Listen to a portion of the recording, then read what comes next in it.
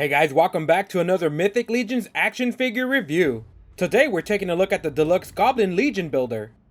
On the back of the box we have new artwork for the Deluxe Legion Builder wave, featuring characters from this wave, along with smaller photos on the side of all the figures in the wave.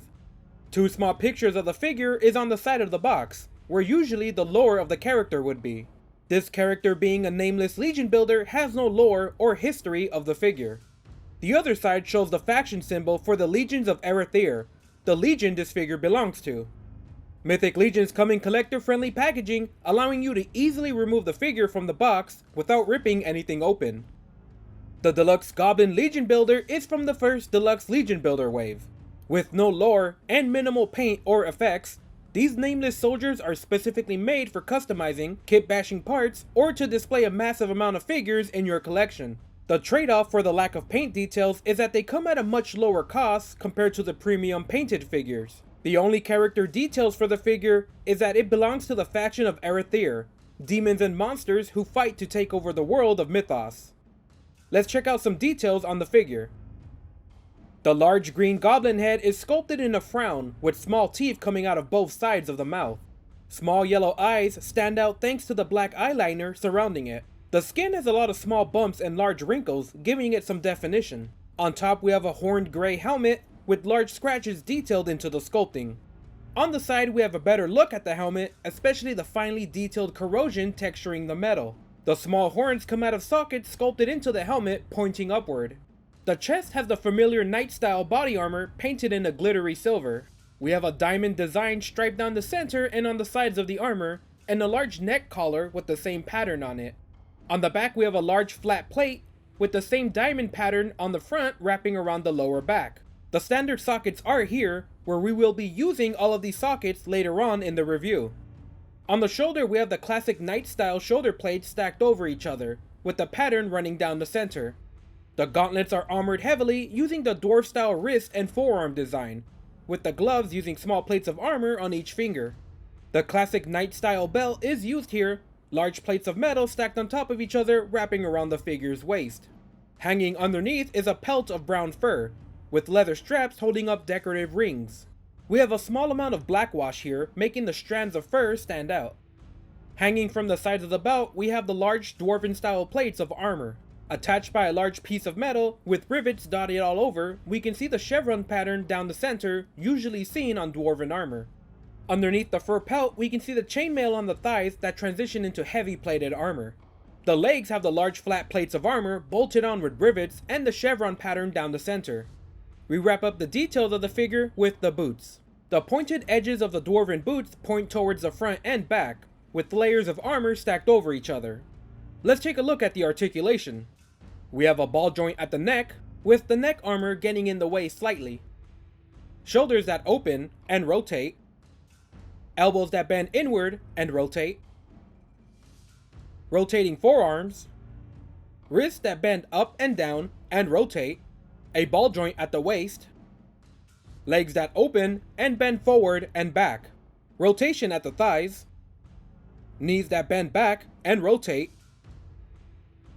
Ankles that rotate and bend up and down. And a foot that twists.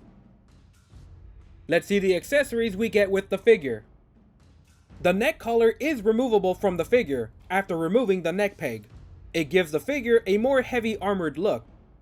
We get a pair of knight style shoulder armor. To install the shoulder armor, you match the peg with the socket on the back. The shoulder armor can rotate for better arm articulation. We get a turtle shell shield with the 2.0 style grip and the peg to attach to the back. You can easily press the shield into the metal back socket of the figure, where it will be held in place fairly tight. Unfortunately, the shell does not fit when the shoulder armor is equipped, unless you have a 1.0 style back equipment extender. This piece does not come with the figure, and Four Horsemen has not included this piece with any recent figures. We get a pair of double-bladed swords that can connect to each other to create a blade staff. We get a small knife with a bone for a handle and a scratched up blade. And we get the 1.0 style belt made to fit the larger 1.0 bodies. While every goblin is able to swap heads, the Deluxe Goblin Legion Builder uses the 1.0 size for the head and neck peg. This is the first goblin to use the 1.0 style size. This means that any older goblin head will simply not fit into this character's neck, with the socket being too small on the goblin heads.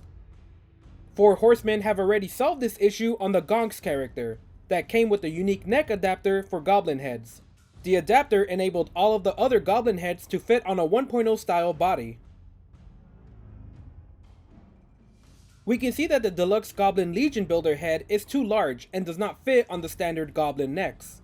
This Deluxe Goblin Legion Builder is currently incompatible with every other goblin released so far. The Deluxe Goblin Legion Builder did not end up what I expected it to be. When I saw the Dwarf body, I expected to be able to swap out the heads on other goblin figures, as well as receive the unique neck adapter only seen on Gonxx. With the head sculpt being the only new piece on this character, there's not much uniqueness to the rest of the figure. While we do get a rare turtle shell shield that's seen only on 3 figures, the lack of unique accessories as well makes this a poor choice for Legion building or kit bashing. The Goblin head sculpt, along with every other new head sculpt for this Legion Builder wave, has been amazing and really makes these Legion Builders stand out from all the other Legion Builder helmets. But when choosing parts for kit bashing, I can't see myself picking this figure over the Dwarf Legion Builder, that comes with a newer style of chest and belt. One could argue that they prefer the Goblin head over the Dwarfs, but the Goblin head is incompatible with every other Goblin released as of this review. From a standalone point of view, the Goblin Legion Builder still makes a fine, unique figure. It's a bulky goblin like Gonxx, and comes with a great head sculpt and turtle shield. It's just not a great pick for kit bashing parts or Legion building. The weapons are all of the new 2.0 stock as well, so you'll have a few options to pose with. Overall, more goblins is always a good thing, but this would be a poor choice to buy more than a few of. Alright guys, that's it for this review. More reviews are coming up soon, so check out my other videos, leave a comment or a like while you wait.